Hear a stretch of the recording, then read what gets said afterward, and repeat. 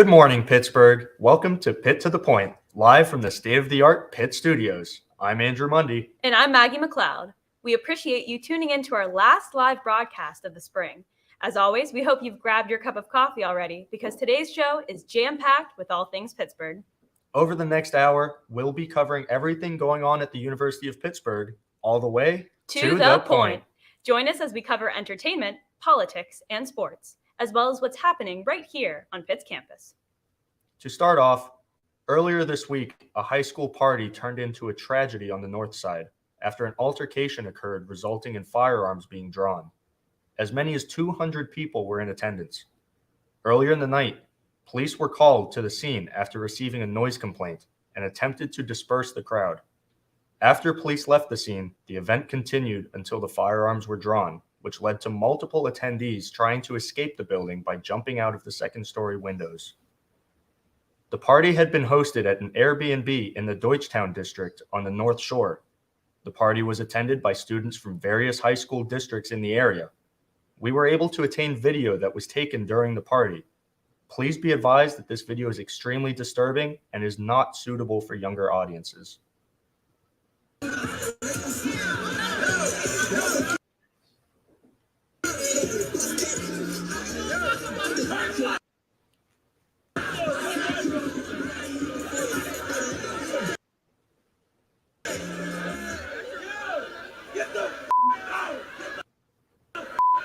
Get out, y'all! Multiple firearms were brought onto the premises, including an assault-style long gun. An estimated 50 shots were fired in the building, with 50 more being fired on the exterior of the building when the altercation moved outside. We would like to warn you that the video we are about to show you is extremely disturbing and not advisable for viewing by children.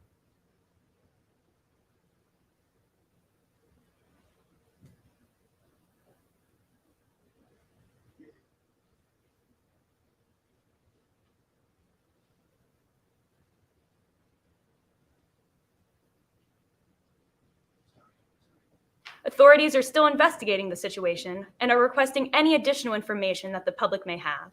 If you have any further information, you can call the tip line on screen. The number to call is 412-323-7161. To get further insight into last week's mass shooting at the Airbnb on Pittsburgh's north side, we now go to Pitt to the Point City Beat reporter Jamie Ely. Jamie? A horrific shooting at a party Sunday claimed the lives of two 17-year-old boys and injured 9 others. According to police, about 200 people were at the party. There were at least 50 shots fired, leaving the Airbnb where the party was held riddled with bullet holes. In addition to the 2 dead and 9 injured, 5 others were injured in the stampede that followed the shooting. Police have identified the 2 17-year-olds killed in the shooting. They were Jaden Brown of Woodland Hills High School and Matthew Steffi Ross of the Grace Non-Traditional Christian Academy in Pleasant Hills. Matthew is remembered for his kind nature and was set to release his own clothing line. Brown is remembered as a caring individual who put others before himself. Their families, as well as the community, are grieving the loss of these 2 young men. Pitt to the Point has an update on the crime scene and the victims that were injured in the shooting. Police officials confirmed Wednesday that multiple weapons were used to conduct the shooting on Sunday. Shell casings from several different firearms were found at the scene, including ones from an assault-style long gun. They believe that the gun in question could have been an AR-15. Also at the scene were casings from the handguns. The total number of guns used is still being investigated, and police have not made any arrests and have no suspects in mind. The 9 victims who were injured from the shooting were treated at Allegheny General Hospital and Jefferson Hospital. However, officials from the hospitals declined to release their conditions. A terrible holiday tragedy. This shooting is one that will not be forgotten in Pittsburgh. This is the city's worst shooting since the Tree of Life Synagogue massacre in 2018, where 11 worshipers were murdered. As police continue their investigation, they are asking anyone with any info about the shooting to call their tip line at 323-7161. As the investigation continues, more information will be released. For Pitt to the Point, I'm City Beat reporter Jamie Ely. Maggie, Andrew. Thank you for that, Jamie. And we want to extend our deepest condolences to those that lost a loved one from this atrocity and hope that those that were injured have a quick recovery. With more on those injuries and how the hospitals handled them, we go to our medical reporter, Livia Rappaport. Livia? After the horrific events of last week's mass shooting that transpired at an underage Airbnb party in the North Side, victims were rushed to Allegheny General Hospital. When a tragic event like this transpired, AGH was ready. The hospital went into its emergency operation plan to handle the onslaught of patients from the shooting last weekend. It is a pre-coordinated response system in place for large-scale events. The 3 most critically wounded gunshot victims in the shooting were treated immediately upon arrival via ambulance, but 2 died while being treated by the AHN trauma teams.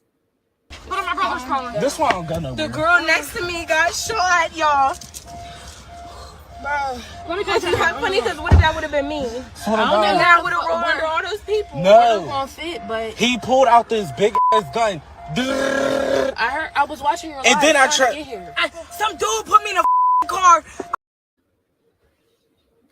Dr. Alan Phillips, AHN head of trauma, announced that 1 victim died in the emergency room and the other died in the operating room shortly thereafter because of the severity of the gunshot wound. Phillips spoke on the process of prepping for this event, stating that there is a big group call to get organized to say, what do we have in the building? What do we think we're getting? What are we doing for security? We need to augment those kinds of things because all of the pieces, not just the medical care. We have to anticipate the needs of the family, keep our staff safe, all of those things. As of Monday evening, the 3rd victim remains stable after suffering a significant injury to a blood vessel in his leg. Our thoughts are with those grieving families, and we wish quick healing for the injured. With Pitt to the Point, I'm medical reporter Livia Rappaport. Andrew, Maggie? Up next, we are excited to be able to have one of our many live guests this morning, Rich Fitzgerald. Mr. Fitzgerald is well known in the political arena and has been focused on economic development and job creation throughout the region.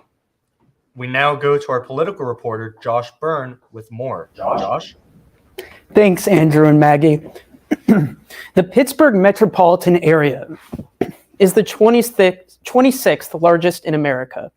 Today, I'm joined by the man who oversees the main county of the area, Allegheny County Executive Rich Fitzgerald. Rich, welcome to Pitt to the Point. Good morning, Josh. Good to be with you.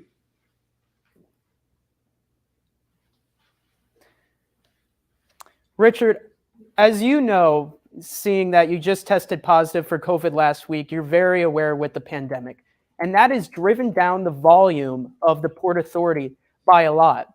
How confident are you that the Port Authority can maintain enough ridership necessary for federal relief funding? Well, we've really been lucky that the federal, the American Rescue Plan and the CARES Act before that provided a lot of funding for the Port Authority because every transit agency in the country saw a significant reduction in ridership during the 2 years plus of COVID. People were reluctant to get on.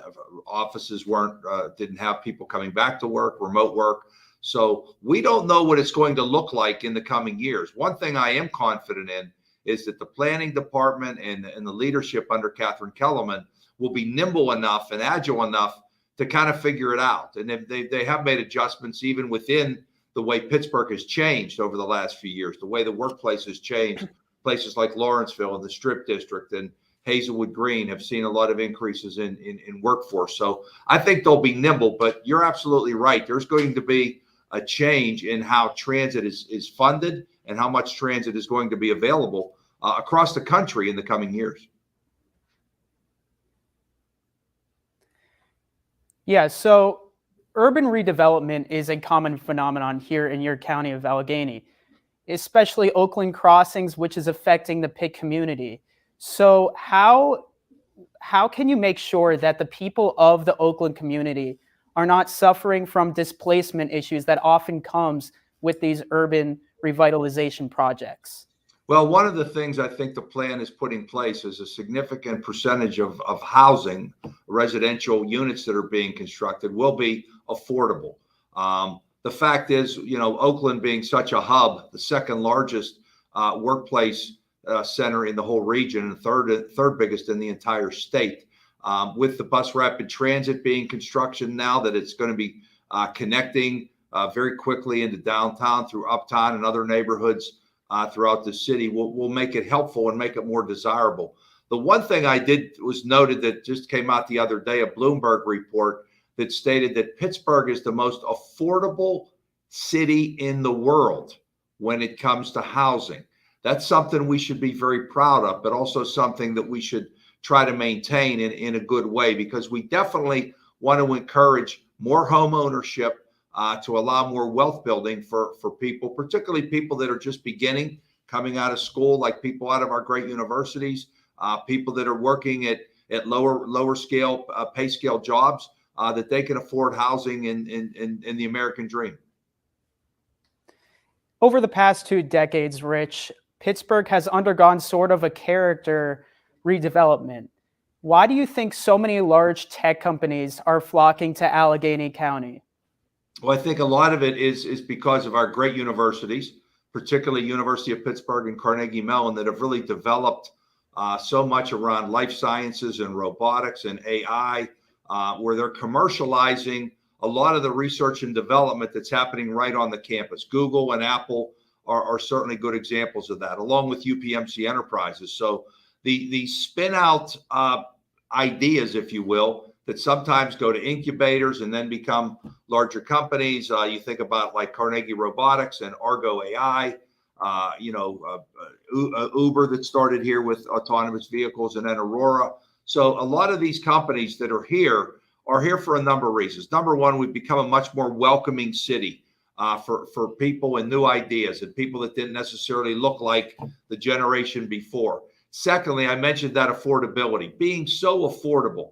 When kids come out of school and they want to know where they can start their career, and they look at housing prices or rent costs in places like Boston and San Francisco and Seattle and Washington, D.C., when you compare what Pittsburgh you can get out of Pittsburgh, wow, people like to stay here. Plus the quality of life that we have here, great neighborhoods, great cultural amenities, our museums and our sports teams and our trails and our green space and our beautiful rivers. There's so much here to have quality of life. And the nightlife for young people is really taken off over these last couple of decades. So you put all of those factors together, opportunities with jobs, along with the cost of living and the quality of life. This is a pretty good place to stay. And we've seen that revitalization around new industries that were fairly new to us 20 years ago, like technology, robotics, AI, life sciences, et cetera. All right. Thank you so much, Rich Fitzgerald, for coming on the show. For Pitt to the Point, I'm political reporter Josh Byrne. Now for another gripping Pittsburgh story, here's our very own Margot Rensel. Thanks, Josh. Tuesday, April 19, 2022, a student of the University of Pittsburgh was struck by a Port Authority bus around 7:20 p.m. He was hit at the intersection of 5th Avenue and Thackeray Road. Luckily, he survived. In 2020, a similar incident happened to a University of Pittsburgh student who was sadly killed by the Port Authority bus after being hit in the South Side Hill District. The driver pleaded guilty in January 2021 to involuntary manslaughter. The woman killed received a $500,000 settlement from Port Authority. The busiest times for Port Authority to run are the work hours of 9 to 5 on Mondays and Fridays, excluding holidays. Thank you for joining us for Pitt to the Point. I'm Margot Rensel. Maggie, Andrew. Thank you for that, Margot. Now don't go anywhere, because after the break, we'll be discussing how the power of music is lifting the spirits of those affected by the Ukrainian-Russian war. And then a live interview with a Pittsburgh-based photojournalist who travels all over the world for his photography, coming up after the break.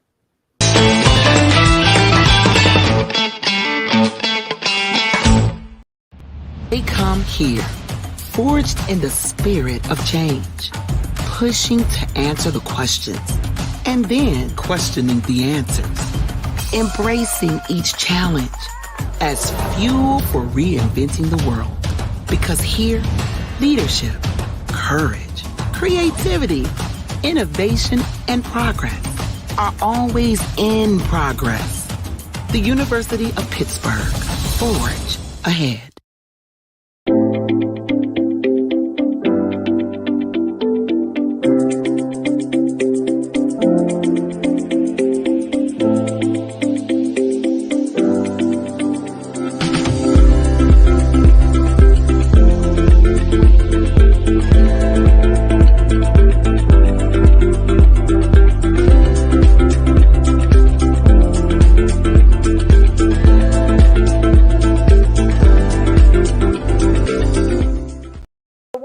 Tool that the University of Pittsburgh has is Pitt Funds Me. So Pitt Funds Me is for outside scholarships that you can review and apply for as well. There's 8,000 plus scholarships on that website. These scholarships have been vetted as good and reliable resources, so you can guarantee that these are not resources that are trying to steal money or trying to scam you in any way. Any student has access to this, even admitted students who have not deposited yet. When you go into your my.pitt.edu, you'll want to search in the Ask Kathy box, Pitt Funds Me, and make sure instead of an S in Pitt Funds Me, you're going to put a $sign. That will allow you to go into the portal to be able to look at all the outside scholarship opportunities that fit your specific profile. They will ask several questions. You do not have to answer all questions or any questions if you don't want to, but the more questions you answer, the more opportunities that become available to you to apply. H2P is short for Hail to Pitt, our Panther fight song, but we also use it to express just how much we love it here. There are so many reasons to hail, but here are just a few. Hail to Kathy! Hail to the Nationality Room. To WPTS Radio. Hail to Oakland. Hail to Shenley Plaza. Hail to Forbes Avenue. Hail to the towers. Hail to Cardiac Hill. To Hillman Library. Hail to the University of Pittsburgh. Hail to Pittsburgh. Hail to Heinz Field. Hail to Pitt.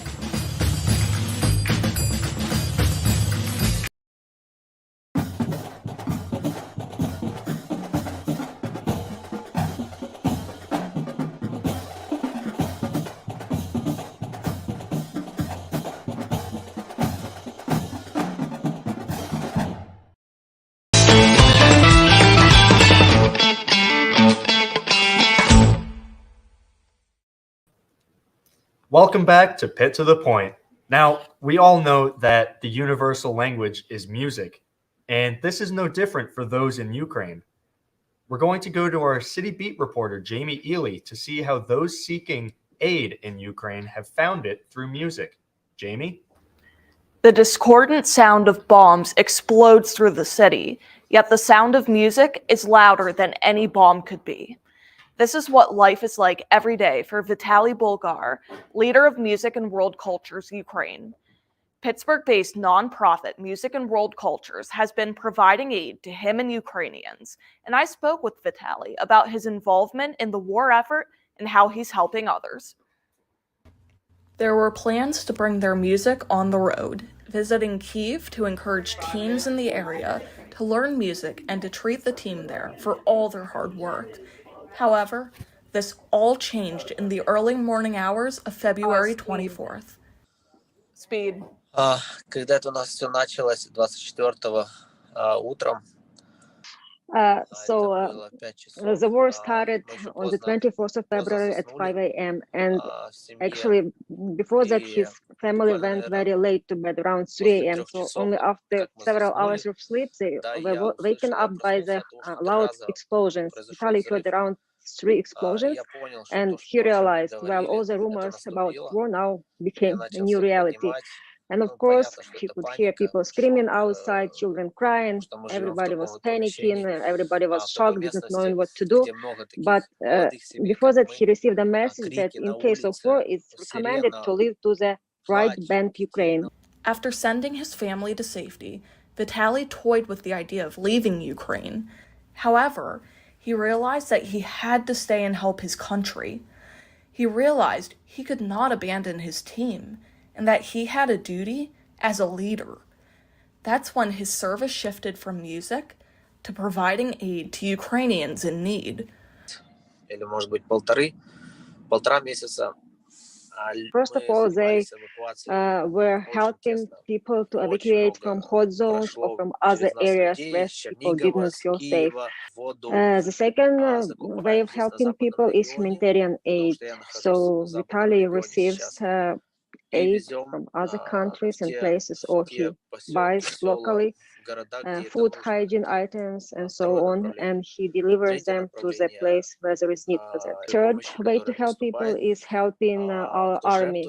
Recently, they delivered special backpacks, which I needed for soldiers, and also some face protection. And one of the last ways is canned meat. It's quite a fresh attraction. Recently, they developed it, so they prepare meat so it can be preserved and stay for a long time. Despite the shift from his usual roles, Vitaly says that music is an important part of the mission. He said that music, along with support from the Music and World Cultures headquarters in Pittsburgh, is what's helping his mission be successful. Однозначно является ко мне, так как я сам музыкант, и у меня много контактов с музыкантами есть. So, of course, music is an integral part of aid during this time, and Vitaly is a musician himself, and he has contacts with many other musicians. And artistic people are very sensitive people. They take things very close to their heart, and they need to express what they feel. And one of the ways to encourage each other is when Vitaly is asked by other musicians, "How do you cope with all this stress?" He says, "I trust God, and I sing all the time. I'm singing when I'm driving. I'm singing when I'm walking to the church. I'm singing everywhere." So the mission in the world cultures in Pittsburgh is providing full-scale support, and Vitaly will say it's 200% support, not 100% support. Although Vitaly and his team already provided a profound amount of aid, Vitaly says there is still more people around the world can do. According to him, this war will be won by helping others. Представление о том, что это здесь сценировка идет. Никакая не сценировка. Это реальная война. Это реально убивают людей. So first of all, please speak and share the facts about the war, because not everybody believes it's a real war. Some people say it's a theatrical show, but Vitaly has personally seen dead bodies, and these people were killed by the Russian invaders, and some bodies are just, put in the coals. They are not buried in the normal way as it's done in civilized world. So it's important to speak so that many more people would know the truth about what is happening in Ukraine. The second way to help is financial way. So Vitaly and his team always need funds to buy food and medicine. Especially this aid is needed to the areas that were occupied by the Russians for some time. And the war is not over yet. We don't know how things will develop in future, and it's very hard for our economy to recover after what has happened to our place. Many factories had to stop their activity, and we think in future Ukraine will need a lot of investments to develop economy. Third way to help is to pray. Please pray where you are. Pray for the faith of Ukrainian people to endure all this. Vitaly receives messages from his friends in Europe, and they are thankful that Ukraine is kind of something stopping the military actions to the Europe. So Ukraine is kind of a threshold, and Ukraine is taking the blow. And please pray for our people to continue to be courageous. It's inspiring maybe to observe how people are helping in Ukraine, but it's sometimes very hard when you encounter many challenges, because we are people, we are not robots, and very often emotions take over, and the emotions are overwhelming. Vitaly and the team at Music and World Cultures are optimistic about the outcome of the war and are hoping it will end soon. However, they still need help to be able to provide the life-saving services they have been supplying, If you would like to help Vitaly and Music and World Culture's mission in Ukraine, you can do so at miwc.org. For Pitt to the Point, I'm City Beat reporter Jamie Ely. Andrew? Thank you for that, Jamie. Now, we move on to someone whose work you've most definitely seen before. We go over to our lounge where Maggie McLeod is sitting down with a very special guest. Maggie? Thanks, Andrew. You know the classic saying, a picture says 1,000 words. Well, no one knows it better than our guest today. He's traveled all over the world. He's covered wars, politics, natural disasters, revolutions, and more. I'm honored to bring on Pitt Greensburg alum and freelance photojournalist Justin Merriman. Justin, thank you so much for being with us today. Thanks for having me, Maggie. Yeah. So Justin, as I said before, you've traveled all over the world, including Ukraine in 2014. Can you tell us what that was like and how it compares to the ongoing war now? Yeah, when I was there, it was right after most of the activity in the Maidan, and I spent a lot of my time kind of in Kyiv and covering kind of the fallout of that. And it was a symbolic time for Ukraine and a time of mourning, but the story quickly kind of shifted from Kyiv to Crimea.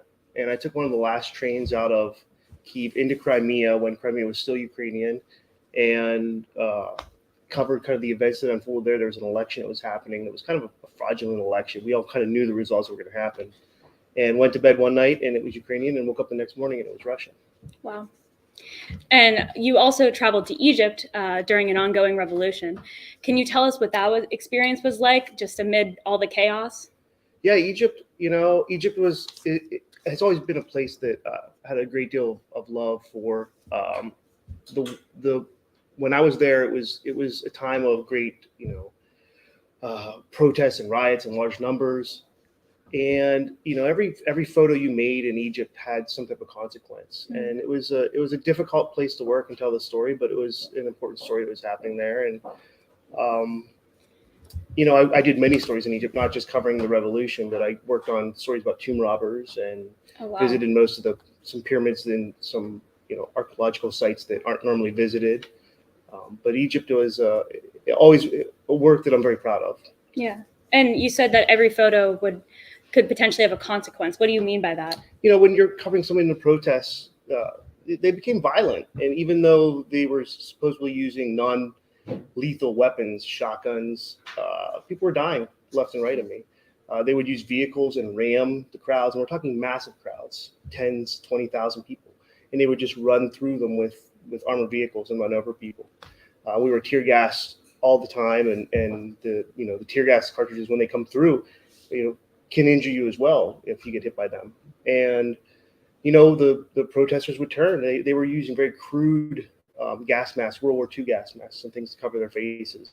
So when you see journalists wearing a full gas mask, they would come over and try to rip it off of me. So it was almost to my advantage to not wear the gas mask and just work in the tear gas. Wow. And how did you protect yourself during that as a photojournalist? You would go into a scenario. You would go into a clash where they were clashing with police or whoever and throwing rocks, and there was shooting and different things. And I would pick a corner and I would work that corner for a very brief amount of time, shoot the pictures I needed to shoot, and then I would move to another location. The longer you would be seen in one spot, the more danger you face. So you had to keep moving so that, nothing happened and you were able to work as best you could despite all the chaos that was going on. And I mean, it sounds like there were times when you really feared for your life. Do you remember a specific time when you were in Ukraine that might have happened, or any other place in the world? Yeah, it probably comes with most assignments when you're working in conflict zones. It's something that's always in the back of your head, but you're very focused and driven towards what you're doing and the importance of what you're doing. So you can't linger on it too long because you have a job to do. I always when people ask me what's it like when you go into a war zone or something like that, I always kind of compare it to being a firefighter. A firefighter rushes into a burning building when everybody's running out, and they don't necessarily think about the dangers or risks that they're involved in it. I think the same thing they know it, but they have a job to do, and they do it. They do their job. So I think a lot of that is what it's like to be covering conflict. And then lastly, what is the most fulfilling part of being a photojournalist? The most fulfilling part for me is meeting people. So it doesn't matter to me if you're, a person living on the streets in India or royalty. Everybody has a story, and I love the opportunity and the privilege of being able to tell people stories. Well, thank you so much for being with us today, Justin. I really appreciate it. And you can find Justin's incredible work at justinmerriman.com. Now, back to Andrew at the anchor desk. Andrew. Thank you for that, Maggie. Now, don't go too far. After the break, Maggie will be joining me back at the desk when we'll be hearing from an incredibly talented author that you may have already seen on Wall Street's best-selling authors list. She's even written a book that may just help you get on track to financial freedom. All of that and more after the break.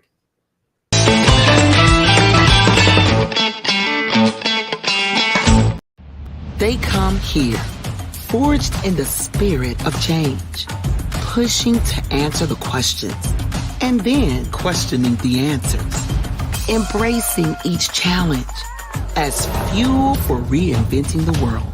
Because here, leadership, courage, creativity, innovation, and progress are always in progress.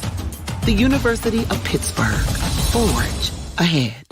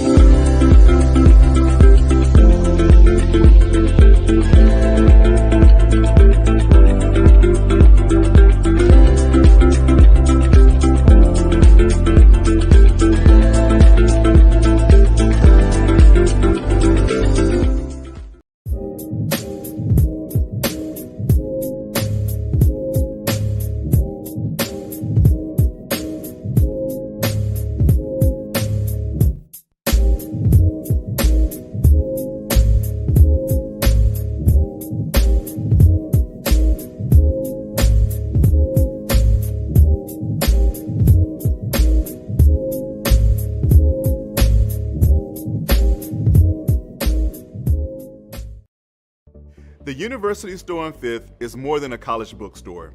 We are independently owned and operated by the university, and we've been that way for more than 100 years. The consistent campus support allows us to respond to the changing needs of our customers, provide personalized service and quality merchandise, support the university's initiatives, and represent Pitt with Panther pride.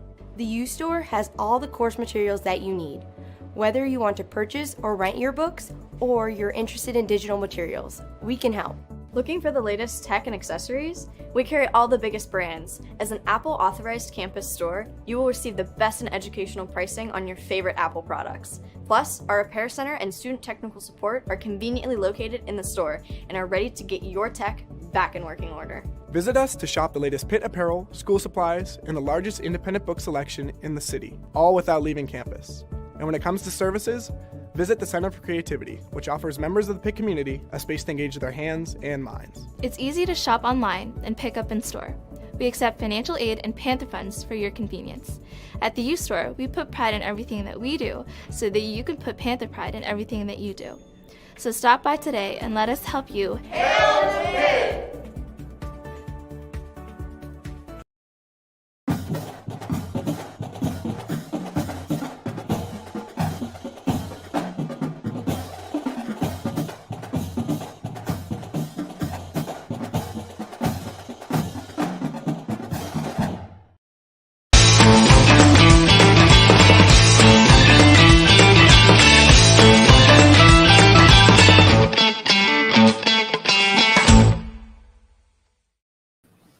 Welcome back, everyone, and thanks for joining us this fine morning. Our very own Jacqueline Napier had the chance to speak with New York Times and Wall Street Journal best-selling author Nicole Lapin. Nicole is a expert, as well as a former Bloomberg and CNN anchor. In this feature, Nicole offers some wise financial advice. Take a look. Best-selling author and renowned money expert Nicole Lapin sought to make investing accessible and fun, which is why Nicole wrote her new book, Miss Independent, a 12-step plan to investing and growing your own wealth. Here's what Nicole had to say about why she wrote her new book. It was really important to create the lexicon I wish I had, but didn't. And that is why Miss Independent is a different book than any other investing book. It's actually the one at the highest level that talks in plain English, just like you and I would do getting drinks. And I think that's really important because the language, I believe, is what's so intimidating and keeps a lot of people out of getting their own financial lives together, growing their own money, and joining an overall financial conversation. In her book, Nicole also explains why budgeting alone is not enough of a financial strategy. Here's Nicole on why time can be a huge asset when growing your wealth. The truth is, you can't budget your way into wealth. You can't even save your way into wealth. And in fact, your base salary, as high as that might get into the 6 or 7 figures, is not going to grow long-term wealth. The only thing that will is investing. And you don't need a lot of money to make a lot of money. You need the most time possible.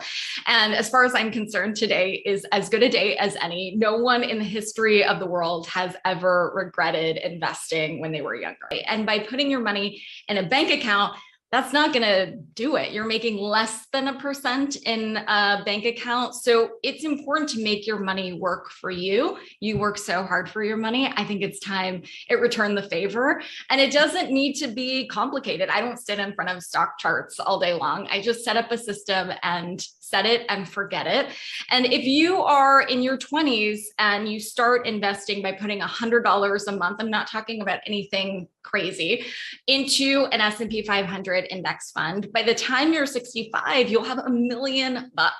But if you invest just 10 years later when you're 35, and that's just a $12,000 difference, right? So $100 times 12 times 10, then you would have $300,000. Now, $300,000 is a lot of money, but it's not $1 million. So that $700,000 is what you would have missed by not taking advantage of compound interest. And compound interest is amazing because your money works for you while you're doing nothing, while you're sleeping. And, we've been introduced to this concept of compound interest where it's used against us through credit cards and mortgages. And it's that very same power that we can take control of and actually use in our favor. On Nicole's hit podcast, Money Rehab, she talks about how asking this one question might help you make more money. We'll talk about everything at the dinner table, from sex to politics, before we talk about money.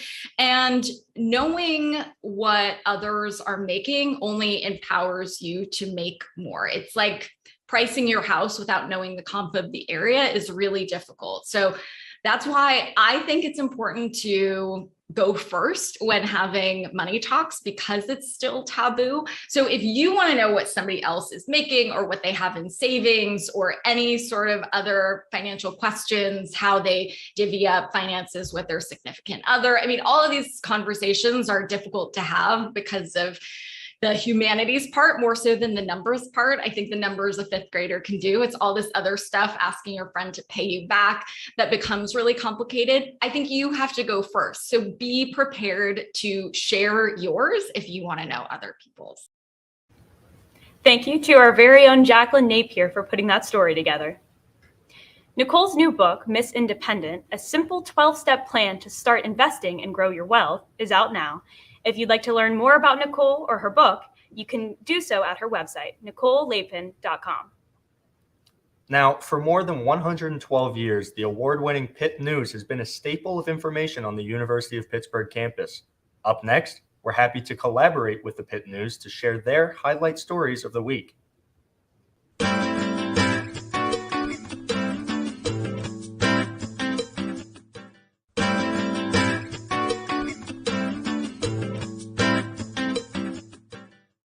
The NLRB, the National Labor Relations Board, will mail ballots this Thursday to Starbucks employees deciding whether to unionize the coffee chain's Amos Hall location on Pitt's campus.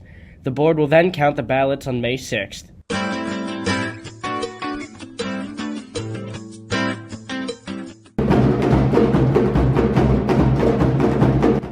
The Pitt African American Dance Ensemble held a concert last Friday to commemorate the hard work and dedication of student performers enrolled in PAMDE director Yamusa Kamara's course African Drumming Ensemble.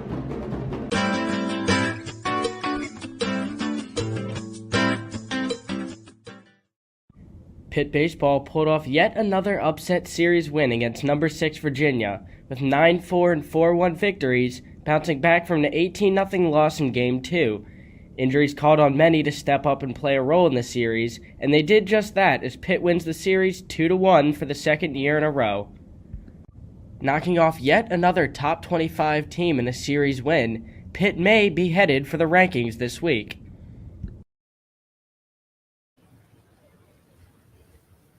Thank you for that. Now, next week, we have a very special show scheduled.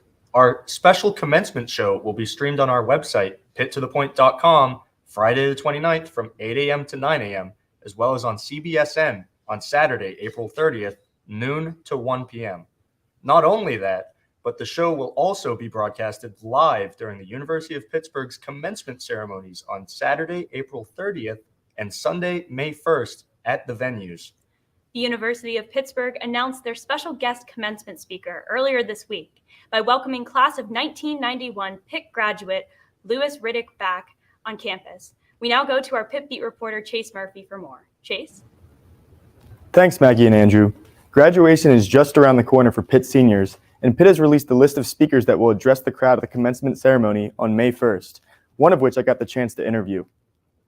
This year's commencement ceremonies will feature 2 speakers for 2 sets of graduating classes, with the event celebrating the class of 2022 and the class of 2020, which never received a ceremony because of the COVID-19 pandemic. The guest speakers are Louis Riddick and Mary Ellen Callahan, both Pitt graduates from the Dietrich School of Arts and Sciences. Riddick is a well-known sports broadcaster and analyst that has worked and appeared on many shows, including ESPN's NFL Live, SportsCenter, Get Up, and First Take, and has commentated for Monday Night Football as well. Riddick played college football at Pitt and was a 4-year letterman, 2-time academic All-American, and team captain in his senior season. He went on to become a pro scout and director for personnel for teams like the Washington Redskins and Philadelphia Eagles before moving into the broadcast world. Riddick graduated with the class of 91 with a degree in economics. Callahan is the current Chief of Staff, Office of the Deputy Secretary for the U.S. Department of Homeland Security and is a nationally recognized privacy attorney. She also founded and chaired Jenner & Block's Privacy and Information Governance Practice and served as an Assistant General Counsel Privacy to the Walt Disney Company. Callahan graduated with the class of 90 with a degree in philosophy, political science, and Russian and Eastern European studies. Earlier this week, Louis Riddick joined me for a virtual interview where he spoke about commencement, the Pitt community, and what it all means to him.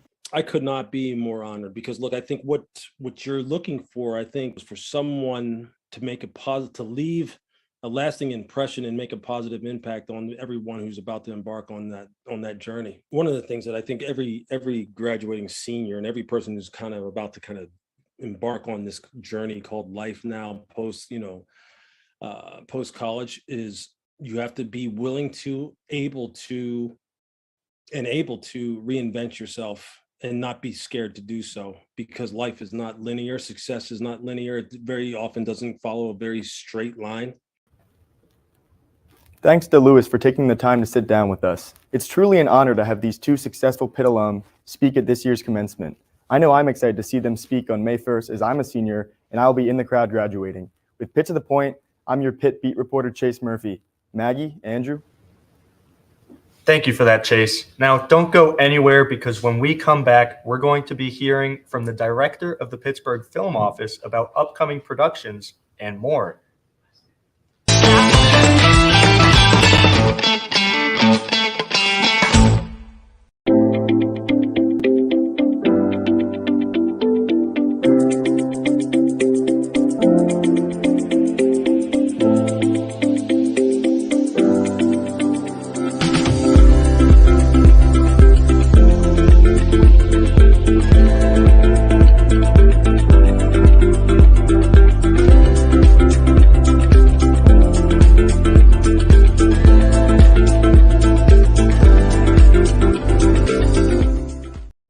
They come here, forged in the spirit of change, pushing to answer the questions, and then questioning the answers, embracing each challenge as fuel for reinventing the world. Because here, leadership, courage, creativity, innovation, and progress are always in progress. The University of Pittsburgh. Forge ahead. So one inventive tool that the University of Pittsburgh has is Pitt Funds Me. So Pitt Funds Me is for outside scholarships that you can review and apply for as well. There's 8,000 plus scholarships on that website. These scholarships have been vetted as good and reliable resources, so you can guarantee that these are not resources that are trying to steal money or trying to scam you in any way. Any student has access to this, even admitted students who have not deposited yet. When you go into your my.pitt.edu, you'll want to search in the Ask Kathy box, Pitt Funds Me, and make sure instead of an S in Pitt Funds Me, you're going to put a $sign. That will allow you to go into the portal to be able to look at all the outside scholarship opportunities that fit your specific profile. They will ask several questions. You do not have to answer all questions or any questions if you don't want to, but the more questions you answer, the more opportunities that become available to you to apply.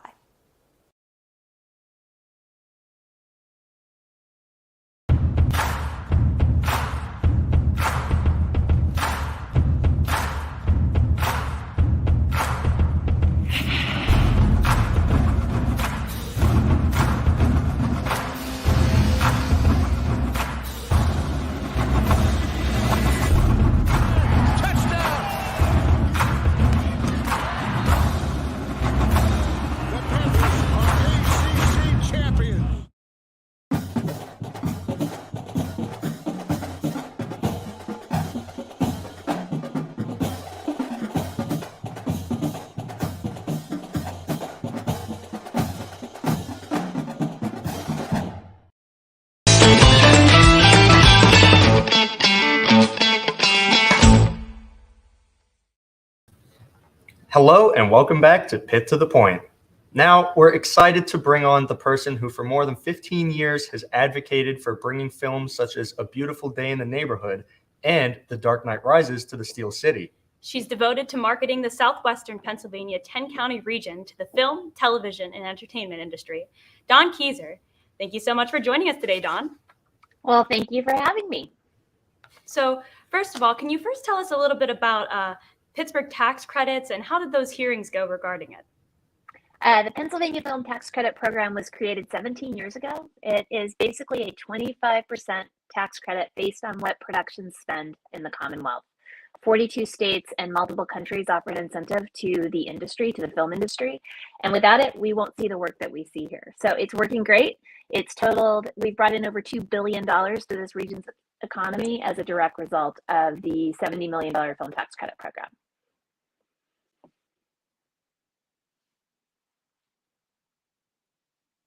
And what projects can you tell us about that will be coming this summer? Right now, we're thrilled to announce that Mayor of Kingstown, Season 2, will be shot in southwestern Pennsylvania. They would have been here for Season 1, but we were out of tax credits, so they unfortunately went to Canada. Now they're back, so we're thrilled to welcome them back. That stars Jeremy Renner. You can see it on Paramount. We have a feature film starring Glenn Close, directed by Lee Daniels, called Demon House, that'll start filming this summer as well. And there's a few more surprises yet to come, but once the budget's approved in July, we'll see a lot more. And I forgot to tell you, the Senate Film Tax Credit hearing went amazingly well. They were able to hear testimony from the crew people who make their living in this industry locally, and everyone was really able to tell their story. As was Nemacolin, which hosted the very popular Bachelor a year ago, which allowed Nemacolin to reopen, put over 950 people back to work, and so far they've booked over $30 million in new business since The Bachelor aired. So we're on a roll in southwestern Pennsylvania, and we're looking forward to continuing it. Wow. Now, everybody's favorite actor, Tom Hanks, has been in town. Can you give us a little bit of insight as to how it was working with his production and with all the requests that I'm sure that there have been, to meet with him? Well, it's wonderful to have Tom Hanks in town. He's such a joy and such a light, and he loves Pittsburgh so much, and he really loves being around people. I'm getting inundated daily with people who want to meet him. Just for the record, I haven't met him yet. It's his second movie here, so get in line behind me. No, I'm kidding. He's great. He's such a huge fan of Pennsylvania. The funnier part is we now have people dropping off typewriters. I don't need any typewriters. I'm not sure Mr. Hanks needs them either, but apparently he collects them. So yeah, but it's been great. And he did officiate someone's wedding. He showed up in those bride's photos. I mean, he's having a lot of fun, which is it's really great. And to have someone like Tom Hanks run around telling people Pittsburgh's great and film here is something money can't buy. So we're always happy when he's here. Okay, well, thank you, Dawn, so much for joining us today. We really appreciate you speaking with us, and we can't wait to continue seeing Pittsburgh on the big screen. Well, thank you. And my last plug is go to our website, pghfilm.org. We have incredible internship opportunities. We've had some amazing Pitt students that have come to work with us, and there's lots of opportunities in this industry for you to come work and enjoy a career in this industry locally in Southwestern Pennsylvania. Have a wonderful day. Happy Friday. Thanks for having me on. Thank you. You too. Thank you, Dawn. And now, a very heartwarming accomplishment by one of our very own Pitt Panthers has happened recently. We had our anchor, Maggie McLeod, cover the story. Take a look. Juliet Montez Duran, a student at Pitt Greensburg, officially became a naturalized U.S. citizen on March 24th. Montez Duran, 20 years old, has an acute interest in democracy as a political science major. Now, she is able to participate in the very subject that she studies after a 1.5-year long process. It's such an honor to be able to vote. And I want to emphasize that because a lot of people take it maybe for granted, like, I don't feel like voting or I don't feel like registering to vote. But it's so relieving to be like, oh, my opinion counts, and now I can express my opinion in the ballot. It was such a relief to feel like I'm now officially part of the country that I grew up with. Montez Duran recalls the highlights of how she celebrated her first big day as a citizen and what made it so special. Yes, and after that, my friend and I went for just like a small dinner, and after that, I'm part of a club that promotes Asian culture, so it's Asian Alliance Club. So after the dinner, I went to the first meeting that we hosted, and it was like, wow, embracing the diversity of America. However, Montez Duran has not always felt that her Mexican culture was embraced by others while in the United States. It was also always kind of like, you're not a citizen, right? You're from Mexico. Trying to shame me for like my heritage. And at first, when I didn't understand why they were doing that, I kind of felt isolated and not part of the environment. Over time, though, Montez Duran gained a sense of confidence and would remind herself that she would one day be a citizen. I was able to embrace, like, yes, I am not a citizen yet, but I will be in the future, in the near future. And I will be part of this country, and I will do my best to strive for the best of this country. Congratulations to Juliet Montez Duran for officially becoming a naturalized U.S. citizen. We appreciate you taking the time to speak with us, and we wish you the best on your future endeavors. Now, don't go anywhere. Coming up after the break, we're going to be hearing everything sports, starting with a very popular college rivalry, the Backyard Brawl. Yep.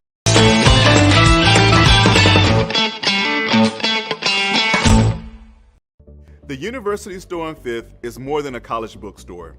We are independently owned and operated by the university, and we've been that way for more than 100 years. The consistent campus support allows us to respond to the changing needs of our customers, provide personalized service and quality merchandise, support the university's initiatives, and represent Pitt with Panther pride. The U-Store has all the course materials that you need. Whether you want to purchase or rent your books, or you're interested in digital materials, we can help.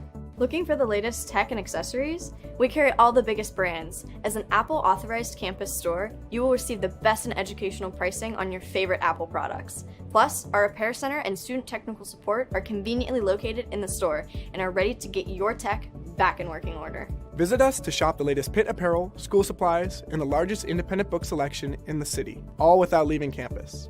And when it comes to services, visit the Center for Creativity, which offers members of the Pitt community a space to engage their hands and minds. It's easy to shop online and pick up in store. We accept financial aid and Panther funds for your convenience. At the U Store, we put pride in everything that we do so that you can put Panther pride in everything that you do. So stop by today and let us help you.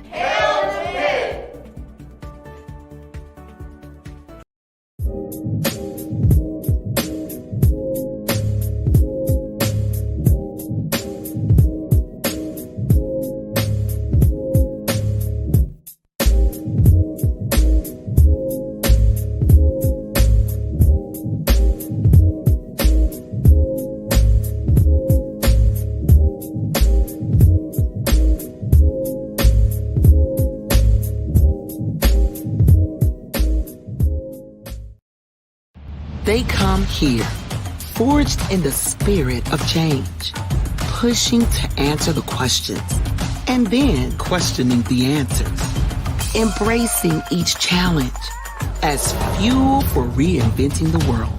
Because here, leadership, courage, creativity, innovation, and progress are always in progress.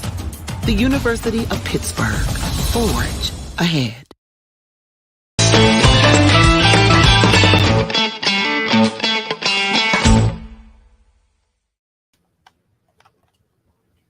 The Backyard Brawl is one of the most fiercest rivalries in sports. Pitt versus West Virginia actually marked the first live radio broadcast of college football way back in 1921. This week, the two schools' baseball teams met at Pitt's annual PNC Park game. We had our Pitt sports reporter, Tori Pushman, live at the event. Tori? West Virginia strikes back, taking down Pitt's baseball team 3-2 in the heart of Pittsburgh. A little under a week after the announced return of the Backyard Brawl to Pitt's college football schedule, the two universities would clash on the major league grass of PNC Park. Playing any college game in the beautiful PNC Park would make it feel special, but Pitt baseball played no ordinary game. This game was Pitt baseball's very own Backyard Brawl, and both teams knew that it was an experience like no other. You got two Power 5 conferences. Historical, there is rivalry, whether it's Pitt, West Virginia, whether it's Pitt, Penn State. That's why since, year 4 now, through COVID and everything, that we've strived to play these games. I actually want Pitt to be good, and they are good, and that makes me happy because it makes the rivalry better and stronger and makes the games better. Energy truly dominated the game.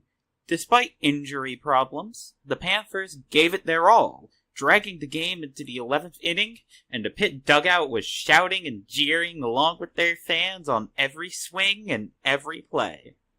Yeah, it definitely helps knowing that all the guys around us are supporting us and, there for us. It really was the fans giving this game the energy. Pitt fans made the trek to downtown Pittsburgh on a Wednesday afternoon to support their team, and West Virginia fans made a 4-hour trip to cheer on the Mountaineers. Showing the true importance of this rivalry, fans from both teams showed up in equal number to support their school. And while the crowd was small, the energy they put out was worthy of their venue.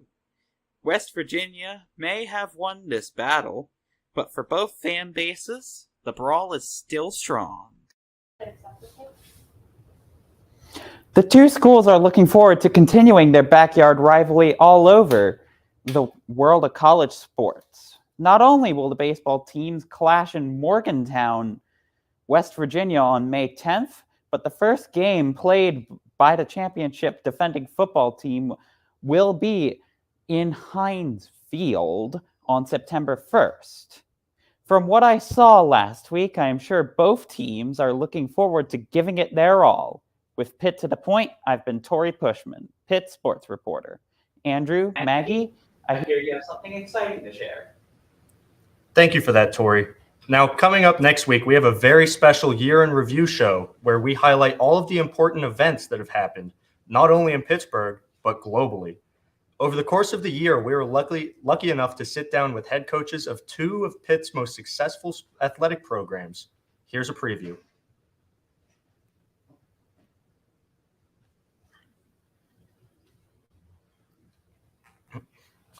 Once again, our special commencement year in review show airs next Friday, April 29th at 8 a.m. on our website with a re-airing on CBSN, Saturday, April 30th from noon to 1. And not only that, our show will also be broadcasted live at the University of Pittsburgh's commencement ceremonies on April and May 1st. And coming up after the break, we'll take a look at the University of Pittsburgh's alum that is taking over the entertainment industry and some pretty cool technology right here on campus. So join us after the break on Pitch to the Point.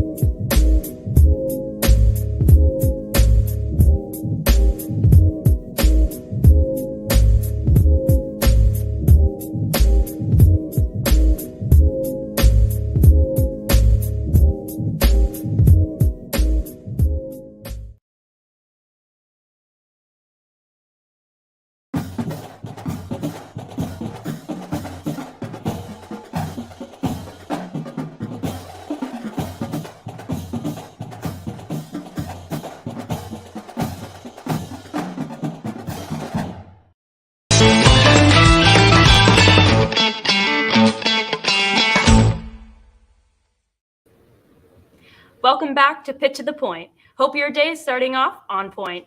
Now we're going to toss it over to our alum spotlight for a look into one of our Pitt alumni who's quite a triple threat. She's a dancer, a singer, and an actor. We've had our very own Livia Rappaport cover the story. Take a look.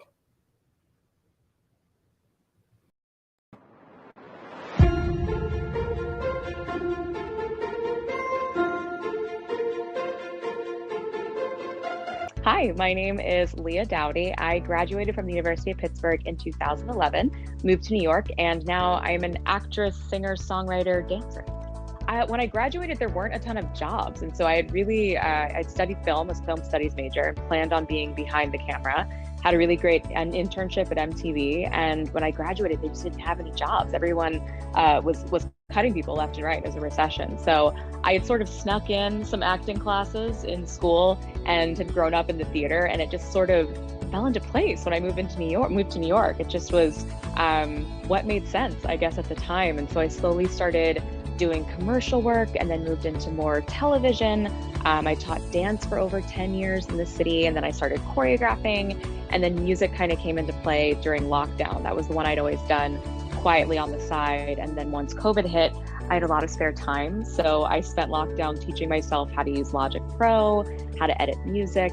And yeah, music kind of took off from there. It was very much a quiet thing I did. And then suddenly when I released music, it turned out people wanted to hear it. Crazy. I worked really hard on those songs, and I listen back now and I'm still really proud of them. They're not perfect. There's certainly things I could change and fix, but not too shabby for also recording it in a closet, like while I was at home quarantining with my parents in Pennsylvania. So I worked my butt off for those songs. And probably like in my mid-20s as an actress, I hit a turning point. I tend to read young on camera, which is not a bad thing as an actor, but it's kind of difficult to book work, particularly in commercials, which is kind of what I do now. If you don't look reliable enough to sell something, you kind of have to hit this like look where you fall into your solid 20s. And I think around my mid-20s, I switched up my representation. I was really clear about what I wanted as a performer and what direction I wanted my career to take. So booking the Today Show during lockdown was just insane and nothing that I ever thought would happen. I had been working on some music quietly and put it on my Instagram. And a friend's mom was a big fan of the Today Show. And she's like, they're doing this segment, Tomorrow's Stars Today. Like, you should hashtag them. And I was like, okay, no one's ever gonna look at that hashtag. Like, no way. But I hashtagged a couple of my songs and they called and they were like, we'd like to feature you on this segment. I was just mind blown, excited, and then terrified immediately after. It was amazing. It was kind of like the crazy culmination of all the things I had learned, because it was a very much self-produced segment because we had to shoot in my apartment. There was no going into the studio at the time, but it was incredibly exciting because that's a bucket list thing for so many musicians. And I just feel incredibly, incredibly blessed for an opportunity and to have been able to say that I played the Today Show. It's wild. I think I have always wanted to be an artist. When I was a kid, I was pretty clear I'd be doing something in the arts. I started dancing when I was 6 and took theater classes from middle school onward.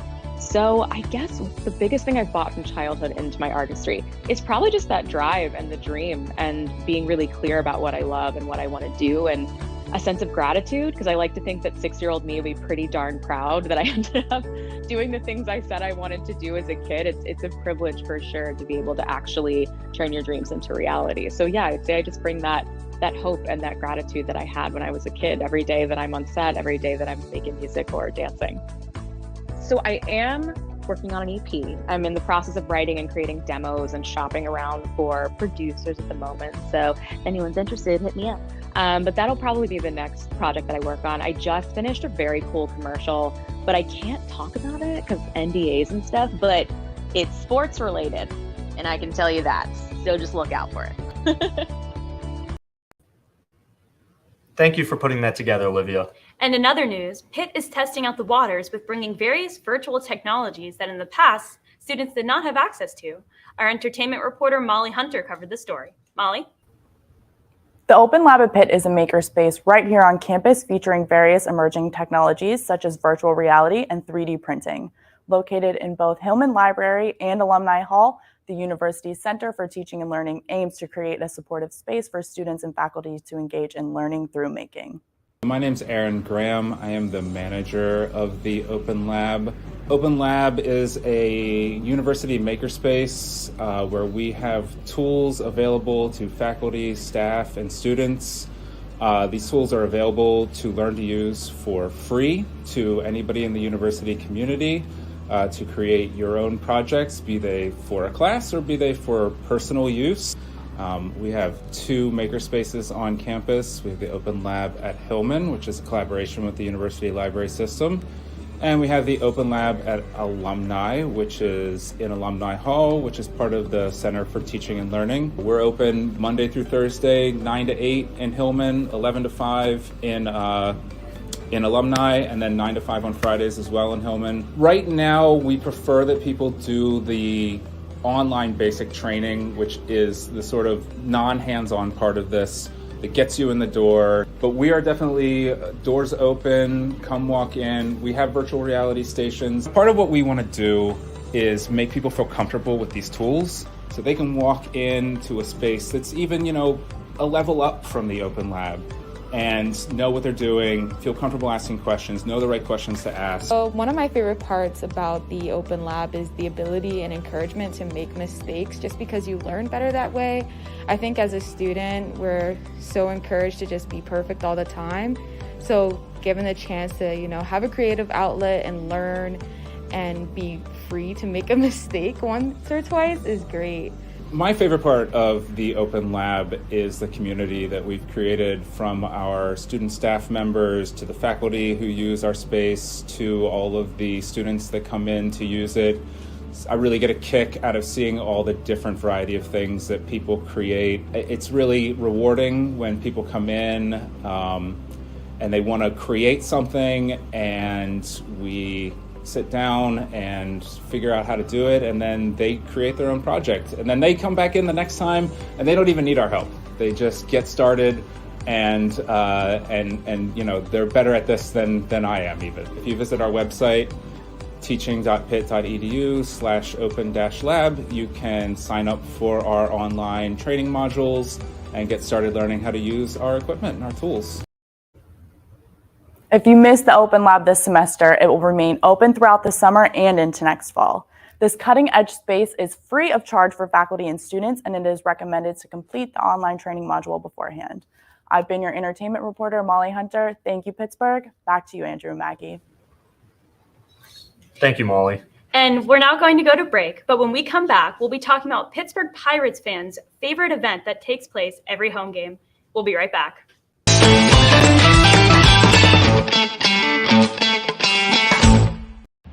They come here, forged in the spirit of change, pushing to answer the questions, and then questioning the answers, embracing each challenge as fuel for reinventing the world.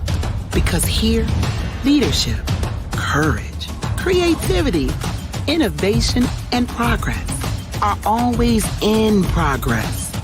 The University of Pittsburgh, forge ahead.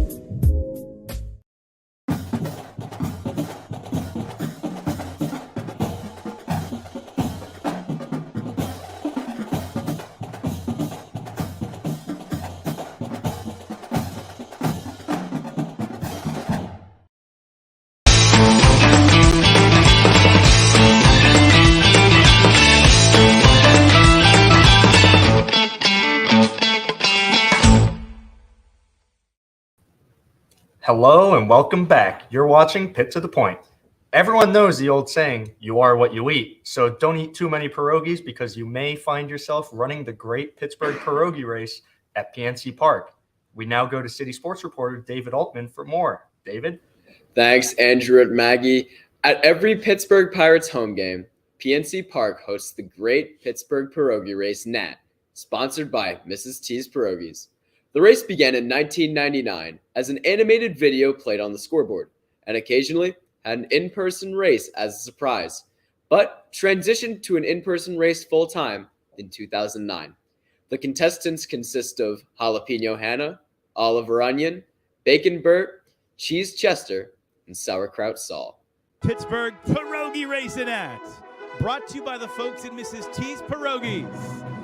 And let's meet the runners today. Cheese Chester, Sauerkraut Saul, Pizza Penny, and Jalapeno Hannah. Ooh, we're coming from beautiful high atop Mount Washington. Here we go, pierogies, on your mark. Get set, go! Penny bursts to speed. She has the early lead as they make their way down Grandview Avenue. Here we go. It's Penny, Saul, Chester, and Hannah in that racing order right now. And Penny has her lead pretty much evaporated by Saul. Saul's on her heels. Ooh, but now Penny, another burst of speed. Pizza Penny, Sauerkraut Saul, Cheese Chester. Hannah, can she get in the mix? She avoids the lamppost, but she's still trailing. It's still Penny. Penny, Saul, Chester, 1, 2, 3. Win, play, show. That's your order. Pizza Penny is your winner. Nice race, Penny. Let's take a look at those all-important standings now. Where does that put your winner, Pizza Penny? Penny picks up win number, let's see it, win number 4. You can catch your favorite pierogies at PNC Park every home game during the 5th inning. In yesterday's Pirates game, designated hitter Daniel Vogelbach hit a 2-run home run, and Yoshi Tsutsugo had an RBI double in a comeback win over the Cubs with a final score of 4-3, taking them to 6-7 on the season. The Pirates take on the Chicago Cubs again today at 2:20 in Chicago. More Pirates home games you don't want to miss coming up. April 30th is Zambelli Fireworks Night. And on May 13th, we have free t-shirt giveaway. Get to the ballpark early and claim a free t-shirt. Sounds like a home run deal to me. From Pitt to the Point, I'm your city sports reporter, David Altman. Andrew, Maggie? Thank you for that, David. Well, it looks like that's a wrap for this week and for us at the Anchor Desk. We want to thank all of you for being with us this year through all of our news coverage. From puppies to armadillos, senators to noodle makers, this year's broadcast has been an incredible display of all the wonderful people and their stories that happen every day in Pittsburgh. We want to thank our sponsors, KDKA and CBSN, for their continuous support of our show. We'd also like to thank our amazing crew in the studio and in the control room for all of their hard work throughout the year. And a very special thank you to Kevin Smith, who has helped us put this entire show together. For us, it has truly been an honor being your anchors. Signing off, I'm Maggie McLeod. And I'm Andrew Mundy. Thank you so much for joining us on Pitt to the Point.